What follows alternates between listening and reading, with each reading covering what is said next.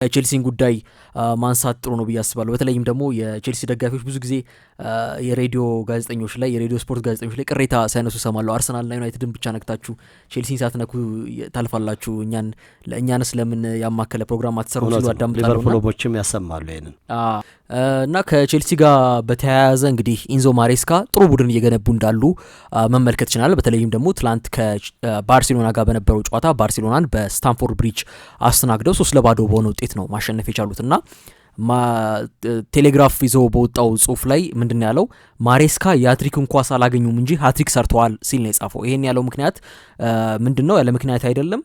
ይህንንም ያለው በአራት ወራት ውስጥ 3 ትልልቅ ጨዋታዎችን በብቃት በማሸነፋቸው ሲሆን እነዚህ ጨዋታዎች ደግሞ ከፒኤስጂ ጋር በዓለም ክለቦች ዋንጫ እንደምናስታውሰው በፍጻሜ ጨዋታ ከሊቨርፑል ጋር እንደዚሁም ደግሞ ትላንት ከባርሴሎና ጋር ጨዋታ አሸንፈዋል። በ4 ወር ውስጥ ማሬስካ የአርነ ስሎትን ቡድን አሸንፈዋል፣ የሉዊስ ኤንሪኬን ቡድን አሸንፈዋል። ትላንት ደግሞ ለ25 የሚሆን ተከታታይ ጨዋታ አካባቢ ድረስ ጎል ያልተቆጠረበት ቻምፒዮንስ ሊግ ጎል ያልተቆጠረበት ጎል ሳያስቆጠር መውጣት ያልቻለውን ባርሴሎና ጎል እንዳያስቆጠር አድርጓል። በ25 ተከታታይ ጨዋታ ውስጥ ጎል እያስቆጠረ ቢሸነፍ እንኳን ጎል እያስቆጠረ ነበር ሲወጣ የነበረው። ትላንትና ግን ጎል ሳያስቆጠር እንዲወጣ ማድረግ የቻሉበትን ጨዋታ ነው ያስመለከቱና ማሬስካ ቼልሲ በሚጫወታቸው እያንዳንዱ ጨዋታዎች ቡድኑ ይሸነፍም ያሸንፍም ነገሮችን በጥልቀት የሚያሰልጣኝ እንደሆነ ስንመለከተው የመጣ ነው ነገር ነው። በተለይም በእያንዳንዱ ጨዋታዎችን ልንመለከት ይችላል። ትላንት ደግሞ ከባርሴሎና ጋር በነበረው ጨዋታ ይዞት የገባው እቅድ ብልህ ሊያስብለው የሚችል መሆኑን ከውጤቱም ሆነ ከእንቅስቃሴው ተመልክተን መናገር እንችላለን። የሃንሲ ፍሊኩ ባርሴሎና ተከላካዮቹን ወደፊት አምጥቶ ይሄ በሃይላይን እንደሚጫወት ገብቶታል ማሬስካ።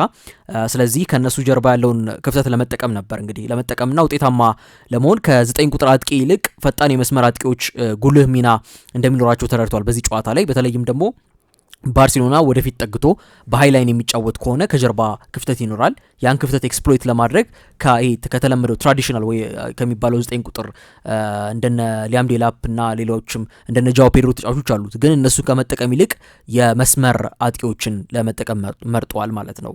ምክንያቱም ፈጣን እንቅስቃሴ አድርገው ያንን ከጀርባ የሚገኘውን ክፍተት ኤክስፕሎይት ሊያደርጉለት የሚችሉትን ቡድኑን ተጋጣሚውን ተጋላጭ ሊያደርገው የሚችለውን መንገድ መርጠዋል ማለት ነው።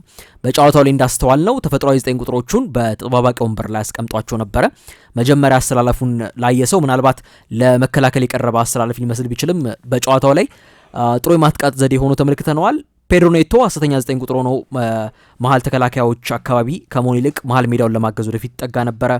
ኤስቴቫኦ እና ጋርናቾ ክለቡ አሉኝ ከሚላቸው ፈጣን የመስመር አጥቂዎች መካከል ስለሚጠቀሱ ለዚህ የጨዋታ አቀራረብ እንደሚስማሙ መገመት ይቻላል። የቼልሲ አጫወት ላይ ሌላው የሆነ አይነት ኢነርጂ እና ደፋር መሆን የማያወዥቅ ኮንስታንት የሆነ እንቅስቃሴ የሚታይ ነበረ። ማሬስካ ኤስታቪዮን እየመራ ያለበት መንገድ ራሱ እንደ ምሳሌ ልናነሳው እንችላለን። ምክንያቱም ወዲያው ቡድን ውስጥ እንዲገባ አላደረገውም። ቶሎ ጨዋታዎች መደራረብ እንዲኖሩበትና ጫና ውስጥ እንዲገባ አላጋለጠውም። አሁን ለምሳሌ አንዳንድ አሰልጣኞች ምን ሲያደርጉ ይታያል? አዲስ ያመጡት ተጫዋቻቸው በተለይም ደግሞ በውድ ገንዘብ ሊሆን ይችላል አንድ ተጫዋች ያመጡት ቶሎ ሲያሰልፉትና ጫናው ሲገባ ይታያል። በተለይ ደግሞ ጥሩ የሆነ ብቃትን ማሳየት ካልቻለ ከደጋፊዎችም ሆነ ከሚዲያዎች የሚመጡ ተጽዕኖዎች ይኖራሉ እና ያንን ተጽዕኖ መቋቋም እስኪያቅተው ድረስ ይሆናል። በተለይ ደግሞ ወጣት ተጫዋች ሲሆን ልምድ የሚባል ነገር ሊጎለው ይችላል እዛ ጋርና ያንን የመቋቋም ልምድ የሌላቸው ተጫዋቾች ለዛ ተጋላጭ አድርጓቸዋል አሰልጣኞች ማለት ነው። ማሬስካ ግን ምንድነው እያስገባው የነበረው ቶሎ ወደ ቡድኑ ውስጥ መቀልቀል ሳይሆን ቀስ በቀስ ከቡድኑ ጋር እንዲዋሃድ አድርጎታል። ከዛ ደግሞ አላዘገየውም። አንዳንዶች ከቡድኑ ጋር እንዲዋሃድ በሚል ተጫዋቹን መግባት ተነበረበት ጊዜ ያዘገዩታል እና ተጫዋቹም ሲጎዳ ይታያል። ቡድኑም ደግሞ ከአዲሱ ተጫዋች መጠቀም ያለበትን ነገር ሳያገኝ ይቀራል እና ማሬስካ በጥሩ ሰዓት በጥሩ መልኩ ኤስታቫውን እየተጠቀመው ነው ማለት ይቻላል። ይሄም በባርሴሎና ጨዋታ ላይ ኮከብ እንዲሆን ዝግጁ አድርጎታል ማለት ነው። ማሬስካ ከሊቨርፑል ጋር በነበረው ጨዋታ ኤስቴቫውን በትክክለኛው ሰዓት እንዳስገባ ሁሉ ዴላፕንም እንዲሁ ትላንትና በትክክለኛው ሰዓት አስገብቶታል። በበርንሌው ጨዋታ ይህ አጥቂ በራስ መተማመኑን ያጣ ይመስል ነበረ። ግን ደግሞ ትላንት ከክለቦች ዓለም ዋንጫ በኋላ ለመጀመሪያ ጊዜ ጎል ማስቆጠር የቻለበትን ምሽት አሳልፏል። እንግዲህ በአሰልጣኝ ማሬስካ በሁሉም ነገር ፐርፌክት ናቸው ማለት ግን አንችልም። በተለይም ደግሞ በጨዋታው ላይ ዳኛውን ስላቭኮ ቪንሲች ላይ ሲጮሁ በመታየታቸው ቢጫ ካርድ ሰጥቷቸዋል። በባየር ሙኒክ ጨዋታም እንዲሁ ቢጫ ካርድ አይተው ነበርና ይሄ ከተረጋገመ ያው ተጠራቅሞ ከጨዋታ ቅጣት ጋር ሁሉ ሊደርስ ይችላልና ስሜታቸውን መቆጣጠር ላይ የበለጠ መስራት እንዳለባቸው የቅርብ ጊዜ ጨዋታዎች አሳይተዋል ማለት ነው። በታክቲኩ ረገድ ግን ከምርጥ አሰልጣኞች አንዱ መሆኑን እያሳየን ይገኛል። በተለይም ምንም እንኳን በቻምፒዮንስ ሊግ ቡድኑን ሲመራ ለመጀመሪያ ጊዜ ቢሆንም ገና ካሁኑ ከኮከብ አሰልጣኞች የሚያሰለጥኗቸውን ቡድኖች ማሸነፍ የቻለበትን ውጤት አስመዝግቧል። ቡድኑን ማፈራረቅን በተመለከተ ይሄ ሮቴሽንን በተመለከተ ማለት ነው ቁጥራዊ መረጃዎችን ብናይ ምርጥ 11ን ብዙ ጊዜ በመቀያየር በሊጉ ከወልቨርሃምፕተን በመቀጠል ቼልሲ በሁለተኛነት ተቀምጧል።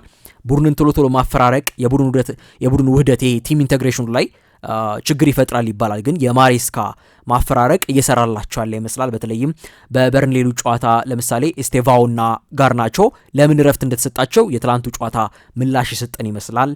ዌስሌ ፎፋናም ትላንት በመከላከሉ ተመልሶ ነበረ።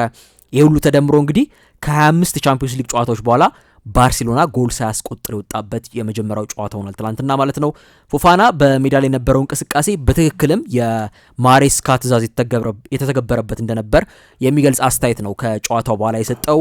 አሰልጣኙ በነገረን እቅድ መሰረት ነው የተጫወት ነው፣ በሱ እምነት ስላለን ትዕዛዞቹን እንከተላለን። ባርሴሎና ወደፊት ተጠግቶ እንደሚጫወት ስላወቅን ይሄን በአእምሮአችን ይዘን ተጫውተናል ሲልም ነው እንግዲህ አስተያየቱን የሰጠው። ኮል ፓልመርም እስካሁን እንዳልተመለሰ ከግምት ውስጥ ሲገባ መጪው ጊዜ ለቼልሲ ጥሩ ይመስላል። ኮል ፓልመርም ሲመለስ ማለት ነው የበለጠ አማራጭ ሰጥተዋል። ከጨዋታ በፊት በነበረ ቃለ ምልልስ ላይ እንደውም በሲቲ ቤት አንድ ላይ በስራ ያሳለፉትን ጋርዲዮላን ሲያወድሰው ነበረ። ማሬስካ በዘርፉ ያለ ምርጡ አሰልጣኝ ሲል ነበር የገለጸው። በሳምንቱ መጨረሻ እንደሚታወቀው እሁድ ምሽት 1 ሰዓት ተኩል ላይ በስታንፎርድ ብሪጅ ከሌላኛው የጋርዲዮላ ተማሪ አርቴታ ጋር ይገናኛሉ። ሁለቱም ቡድኖች አሁን ጥሩ የሚባል አቋም ላይ ነው ያሉት። ማሬስካም እንደዚሁ ቡድኑን በጥሩ መልኩ ይዟል። አርቴታም ቡድኑን በጥሩ መልኩ ይዟል። የአርቴታ ቡድን በተለይ እጅግ አስደናቂ የሆነ ብቃትን እያሳይ ይገኛል። በሳምንቱ መጨረሻም ከቶተንሃም ጋር በነበረው ጨዋታ የምናስታውሰው ነው። ኤብሪቺዜ የደመረቀበት ጨዋታ ዛሬ እንደዚሁ ከባድ ጨዋታ ይጠብቀዋልና እሁድ የሚኖረው ጨዋታ ብዙዎች ከወዲሁ እንዲጠብቁት አድርጓል። በተለይም ቼልሲና አርሰናል ካላቸው ወቅታዊ አቋም አንጻር ምን አይነት ጨዋታ እንመለከታለን የሚለውን ነገር ብዙዎች እንዲጠብቁ አድርጓል ማለት ነውና ከቼልሲ ጋር እንደዚህ አይነት ሀሳቦችን ላነሳ እንችላለን።